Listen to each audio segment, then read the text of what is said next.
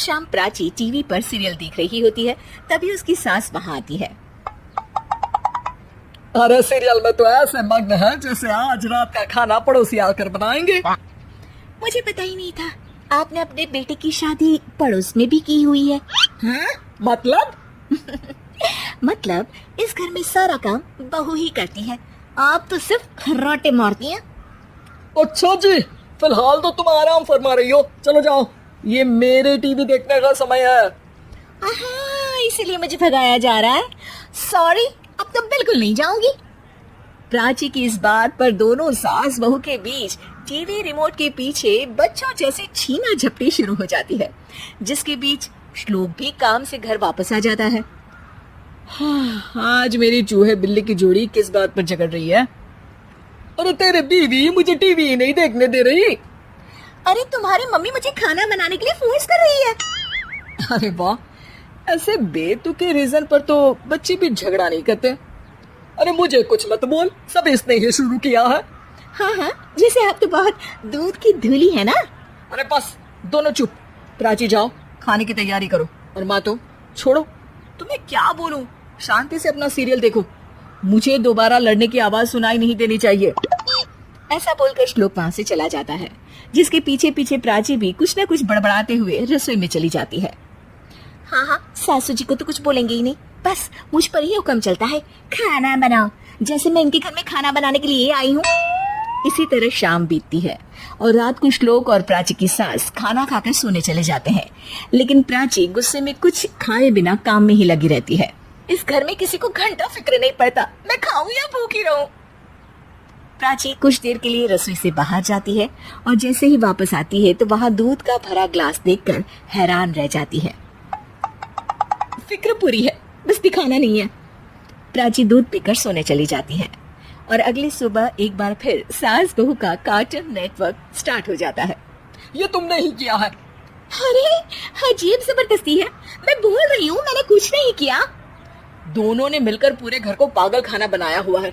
यहाँ कोई नॉर्मल इंसान तो रह ही नहीं सकता, इसीलिए अब पड़ोसी क्या रिश्तेदार भी घर आने से कतराते हैं।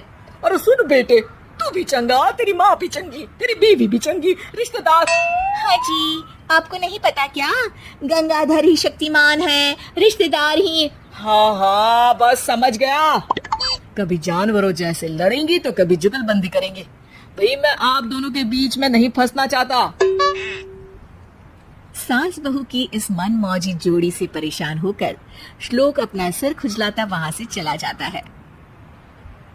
चलो अब मैं भी कीर्तन में जा रही हूँ। इस पर जैसे ही सास कमरे में अपना पर्स लेने जाती है तो वहाँ नाश्ते की प्लेट रखी देख मुस्कुराने लगती है और नाश्ता करके घर से बाहर निकलते हुए कुछ पैसे टेबल पर रख जाती है, जिसके कुछ देर बाद सिलेंडर वाला घर आता है। ओ मोरी मैया, मैं सिलेंडर के बारे में तो बिल्कुल भूल ही गई थी। घर खर्च के सारे पैसे भी मम्मी के पास है और श्लोक से बोला तो उल्टा 4 बात सुनाएंगे। प्राची ये सोच ही रही होती है कि अचानक उसका चेहरा चमक उठता है और वो घर में आकर इधर उधर देखने लगती है। तभी उसकी नजर टेबल पर रखे पैसों पर पड़ती है, जिन्हें वो सिलेंडर वाले को दे देती है। ये सब श्लोक देख लेता है।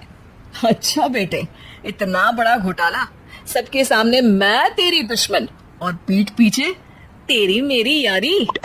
इस पर श्लोक एक प्लान बनाता है और शाम को सब एक साथ बैठे होने पर बोलने लगता है। माँ, तुम दोनों की बहुत लड़ाई होती है, इसलिए मैं सोच रहा हूँ कि प्राची को उसके घर छोड़ाऊं, इससे वो भी खुश रहेगी और तुम भी। अचानक श्लोक की ये बात सुनकर सास बहू शौक से उसकी तरफ देखती है। अरे ऐसे कैसे घर छोड़ाओगे, मुझे कहीं नहीं जाना। अरे तुमने बोला नहीं पर मैंने सुन लिया, तुम्हें मम्मी के साथ रहना अच्छा नहीं लगता, मुझे पता है। अरे जब बहू खुद कुछ काम बोले तो वो तुझे सुनता नहीं, और अब जो इसने बोला ही नहीं वो तू समझ गया। जब उसे नहीं जाना तो फिर जबरदस्ती क्यों कर रहा है? अच्छा, फिर आपको मौसी के घर छोड़ाता हूँ। बस अब आप दोनों एक घर में एक छत के नीचे नहीं रह सकती। मैं इस टॉम एंड जेरी की जोड़ी को और नहीं झेल सकता। है? ऐसे कैसे नहीं रह सकते? तुम्हें इतनी दिक्कत है तो तुम्हारा बोरिया बिस्तर पैक कर देती हूँ, लेकिन मम्मी जी कहीं नहीं जाएंगी। बिल्कुल यही सुनना था मुझे। अगर दोनों में इतना ही प्यार है फिर हर वक्त ये लड़ाई का नाटक क्यों करती हो? देखा मैंने कैसे माँ किचन में दूध रखती है और तुम उनके लिए कमरे में नाश्ता रखती हो। और कैसे वो पहले ही तुम्हारी दिक्कत समझकर घर में पैसे रखकर बाहर जाती है। अरे भाई, इतना ड्रामा तो डेली सोप में भी नहीं होता जितना तुम दोनों ने इस घर में फैलाया हुआ है।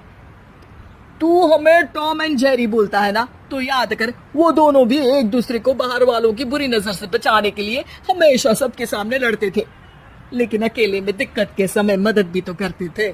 बस हमारा रिश्ता भी कुछ ऐसा ही है।